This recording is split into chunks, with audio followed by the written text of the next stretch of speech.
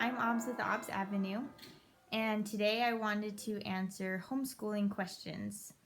On my homeschool journey, when I was deciding to homeschool, I had also researched many YouTube videos and tried to find out as much information as I could so that I could make the best decision I could for my family. We have been homeschooling for a couple of years, and I've been able to get a couple of things under my belt and know what I like and dislike, how we like to do things in our home. And so I thought I would share my experiences with you, and maybe they will help you decide for your family. Okay, question number 1 is, why did you choose to homeschool? My journey started in preschool. I set up a little preschool co-op thing where we would jump to preschool houses and do like the ABCs. And I loved it. I had so much fun with it that come time for my preschooler to go to kindergarten, I homeschooled for selfish reasons because I loved being the teacher. I loved getting into the crafts. I loved being with them and doing all these things. So I have to admit, for the first year, my decision to homeschool was for selfish reasons. Then after that, I decided to let my kindergartner choose based on every year they could choose whether they do homeschool or public school. We could be something like that. And also I had found that teaching my kindergartner to read was a lot harder than I expected. But come to find out later, it was because he had more of a reading disability rather than it was my teaching skills.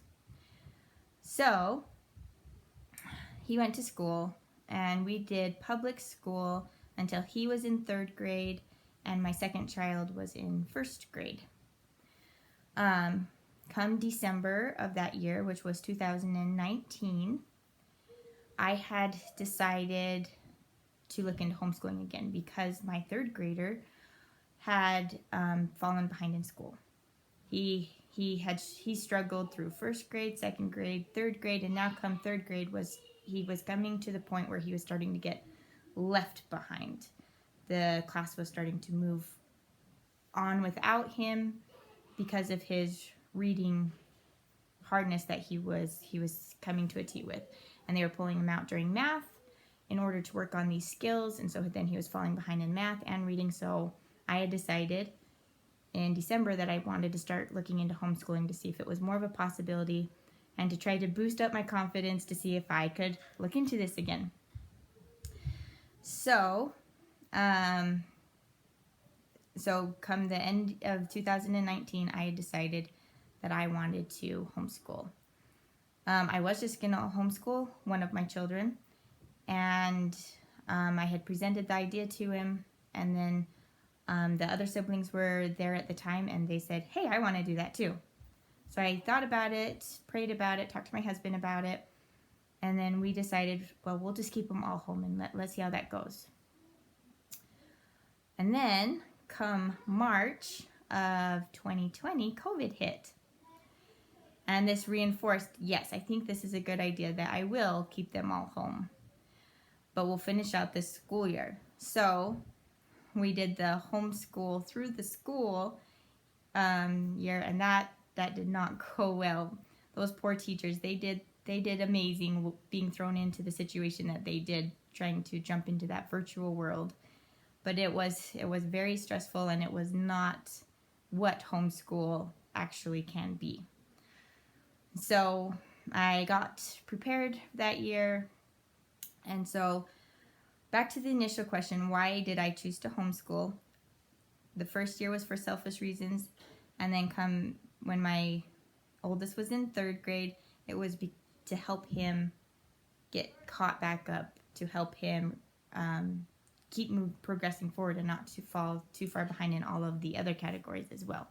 So that's where it started. Now, if you would ask me this question, why am I choosing to homeschool now? It is because so much more. I choose to homeschool because it gives my family strength. We are strong together. We have developed core values, core bases that I can rely upon. I'm there. I'm teaching them all the time in social skills, in with each other skills. Not only are we learning school stuff, but this treasured time I have with them every single day, I have taught them so much more that I can't express how much my time with them has become to me. So now I homeschool because of the time I have with them. And then also, on top of that, we get to have a lot more fun too. And I'll dive into that a little bit later. Okay, second question. What are the benefits and disadvantages of homeschool? I kind of touched a little bit. The benefits was our core values. I can bring religion back into my home where it's been taken out of the schools. That means a lot to me because that is what our values are based on. That's how we become good people, by having these values, and I feel like they've been taken out. And so one of the benefits of schooling is I can bring Christ and religion back into their everyday lives. Other benefits, I can go their pace. So instead of getting so far left behind, I found out where his level was, and I have jumped him, and he is now moving through the grades, and we are moving through his pace. His math is right back up to where he is supposed to be, and then some. He is so smart at math. And so I love the versatility of being able to go their pace and not the pace of something that is set for them. I can work with the way they are learning. I have to add one more thing to the beneficial list. Homeschooling gives them opportunities to do so many more things that they could never do. My kids have learned, have taken the time to go we just did a huge science experiment where we blew up hydrogen balloons and blew them up, and that was so fun. We couldn't do that before. We've been taking snowboarding trips. We've been taking places to go to the aquarium, or they take a day and go shoot guns with their dad, or we have so much more time that we can use, more valuable time, I guess, that they can explore different things. We take cooking classes, and they've learned how to make bread, and they've learned how to sew. They've learned how to do all these wonderful things that before we didn't have all that time for, because it was just reading, math, and then they come home and do homework, and then we get ready for bed, and then that's it. There's no time for all these fun things. And so I had to add one more thing to that benefit list, is the time. You have so much more valuable time, and as they get older, I'm excited for their opportunities in the workforce to learn how to work in so many different areas and find out what they like to do. So I feel like it's been strong in them finding their own identity. Disadvantages. What are some of the disadvantages? One of the disadvantages, if I do not manage it well, is it sucks all of my time, and I can feel trapped if I'm not careful. Because I have 5 children, so I have very much of my time that is required, where if you are only homeschooling one child, it would take a lot less. So I have to be very well with my time and very well with my schedule. So one of the disadvantages for me personally is it uses a lot of my time if I do not manage it carefully. And then that causes me stress. I'd have to say one of the other disadvantages is just in feeling yourself, if you're doing it right, if you're good enough, because then you are faced into a position where you are comparing yourself constantly to the school system, to other homeschool families, to if you're best for your children, because sometimes you'll have those bad days, and bad days come. And so one of the disadvantages is when those bad days come, it falls on your shoulders. And then you feel the pressure of, did I make the right choice? Homeschooling is not a disadvantage in their learning. Homeschooling is not a disadvantage in their social skills. Okay, question number 3. Does homeschool get very many social opportunities? This is based on homeschool family that you are. Sometimes if you are a social person or feel like that, or maybe you're a homebody and you like to stay home, it's all up to you and what you want to do. But is there social opportunities? Yes, everywhere. First of all, your local library should have a story time. Ours also has a homeschool co-op activities that they provide. And there's just anytime you go out in public, we get a lot of social opportunities from our church activities. And then I personally wanted more for my boys. And so I set up a co-op activity, which is super easy. You just find, I had a couple friends, and then they had friends, and then they had friends. And I started a group me app is what it's called. And I told them, and then I got it all set up to start with. And now it's grown to like 30 some odd families just by word of mouth, friend upon friend. All you had to do is start with 3 or 4 friends. And it grows, I promise it will grow. And so I set it up that we do field trips bi-weekly, and every mom gets to take a turn to plan those field trip or activity. And then on the in between weeks, we do PE activities at a community center gym. And so this has been such good social skills and activities for us to get out of the house and to engage with other families. Question number 4. How to homeschool? This was a question I thought I wanted to add to the list because when I was first looking into homeschooling, I didn't understand that there is curriculum, there is information and stuff out there for you that gives you the whole lesson. I thought that I had to just know it all in my head, and whatever I teach them is how they know. And that's not the case at all. There is curriculum by grade level, and it goes through everything that they need to be learning at that age and the skills, and it adds upon them in your math and your language and arts, and then your science and your history and your social studies or geography. All of those things are just kind of like a unit study. You can choose what you want to learn in science that year. This year we did astronomy. So we got our astronomy unit, and you can spread it out throughout the year and just do it once a week. Or like we do it in like 2 months, and we do it every day. And so those are it's there for you anyway. The next question is how to homeschool multiple children. For me, I have 5 children. The youngest is in preschool and my oldest is in 5th grade, but we all do homeschool things. So my oldest, he is starting to get to the age where he can do more independent things. So as they go through the grade levels, their work becomes more independent, where they can read their own lesson in certain areas and do the work for that lesson.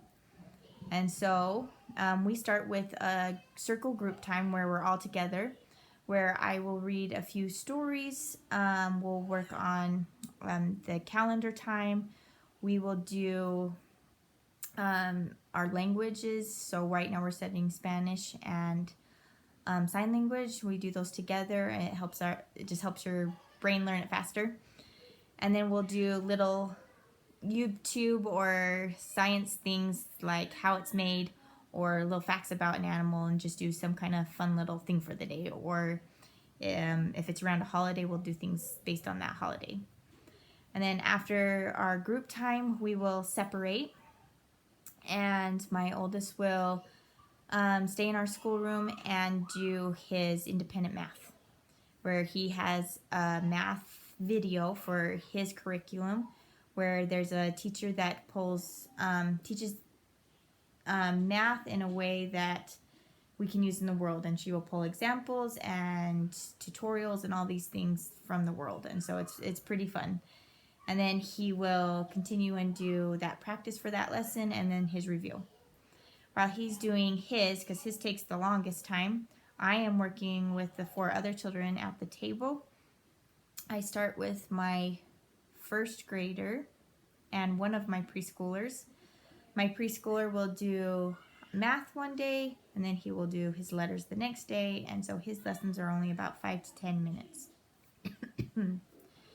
I don't really have a curriculum for him. I just have little activities or things that I've printed off or something like that we're going over. I do have a follow guideline that I do use. And he also has tracing things that he can work on while I'm doing the lesson with my first grader. And so I kind of bounce in between those two and help them. And then after they are done, my third grader, he's at the other end of the table working on his independent part of his math. Then he will move over and I will help him with his lesson part. We will go through it together and play all the games and do all the fun stuff for the lesson, and then we'll go through his practice sheet for it. After math's done and LNA for my first grader, we move on. We usually break for snack, and then I can move on to LNA with my fifth grader and third grader. Now my fifth grader, because he had fallen behind so far, he's not quite at that independent level, and so we kind of do this lesson together. Which has kind of actually been fun for them to go through the course together and get their ideas and teasing back and forth. It's been pretty fun. So, but I predict in the future years that as he keeps growing throughout these courses, that he will get to that independent part as well, so that I can focus my attention on the younger lessons. So we are usually done with all of our homeschool things that require my lesson things before lunch. And so I can homeschool 5 children all before lunch is done with my lessons. And so that's kind of cool. And that follows right into the next question we have, which is routine. Our routine actually changes daily because we're homeschool, and that's kind of one of the benefits of homeschooling is you can change up your routine as far as you need. So sometimes we will have doctor visits. We have homeschool field trips that we are doing, and so it kind of just changes our routine from day to day. So we don't get it done in the morning, we can do it in the afternoon, or we can take the whole day off and do it on Saturday, depending on how things are going. So for the basic routine that we kind of follow is morning time, we have breakfast, we have cleanup time, and we have our morning chores. So we get to get started with our schoolwork around 8:30 or 9 o'clock. From there, we do that circle time and math, and that we break for lunch or snack time around 10 or 10:30. Dive into our L&A and our history or science or social study unit, whichever one we're working on for that month. And then we break for lunch. After lunch is their independent stuff. Their reading. I am still reading with my younger children. So I do participate in reading. And I read, right now we're reading Harry Potter with my older children. So I do have books that I read to them just for fun read-alouds. So after lunch we break for reading. And then they have their own homework things, which are their independent things that they have to practice themselves, like their piano. They have some Spanish words that they are to review, or vocabulary words, just some review stuff that they do every day. But that is all their own stuff. And then after that, they get free time for the rest of the day or whatever we are working on as a family, and then dinner and nighttime routine. And so it's pretty simple to follow. Homeschool really isn't that hard, especially when you have some kind of routine or schedule that you're following. It kind of helps give you a guideline. That's all I have for homeschool questions today. If you are interested or you have questions that you'd like me to answer, please comment below.